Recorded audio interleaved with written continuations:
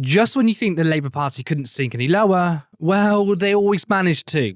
Labour's next target of attack are those who can't afford basic necessities. Tackling retail crime must be a priority for the next Labour government. Last week, the Shadow Home Secretariat unveiled plans to establish a new charging commission in order to tackle the rapidly rising number of unsolved crimes across the country. The Co-op Group has recently released data that shows retail crime, shoplifting, and antisocial behaviour is at its highest level ever, including a 35% increase over the last year alone. These shocking statistics show the risks facing shop workers across the UK and jeopardise the future presence of the day-to-day retailers we all rely on. Under the next Labour government, action on retail crime must become a priority with a fresh approach to building partnerships with retailers which puts the safety of workers and the reduction of crime at its heart. So this is disgusting, and I'm going to break down exactly why. So first of all, of course, shoplifting has increased because we're in the middle of a bloody cost of living crisis.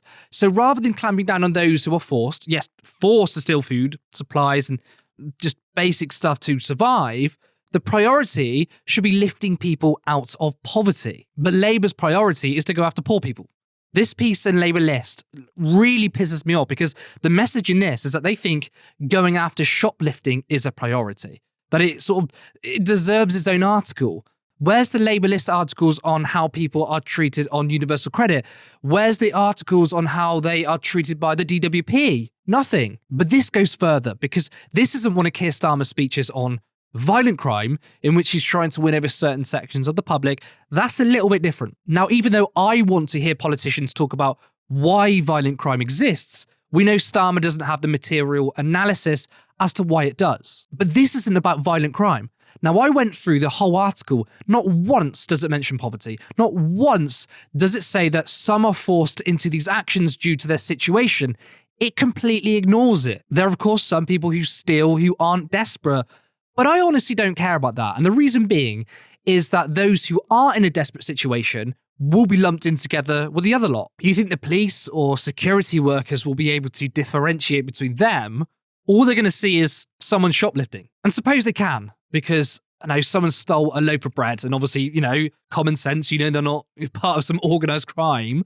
This is still going to be a huge problem for them because Labour still want to give more powers to the police. It's very likely a Labour government or the police will have quotas and will try to bring the statistics down.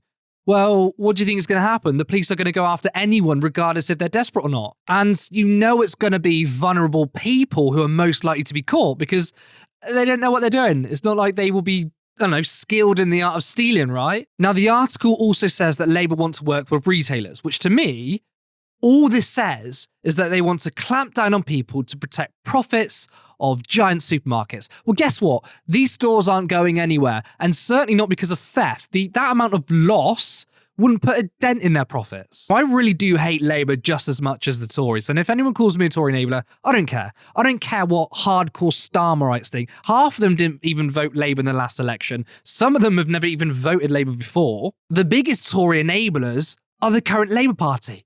They are literally stealing their policies. They're literally stealing their politicians. Christian Wakeford, anyone. This is a disgusting announcement from Labour, and it's them showing that they are on the side of power, of profit, and they absolutely hate the working class and the poor. How much is it going to take for those who think that Starmer is the best thing since sliced bread?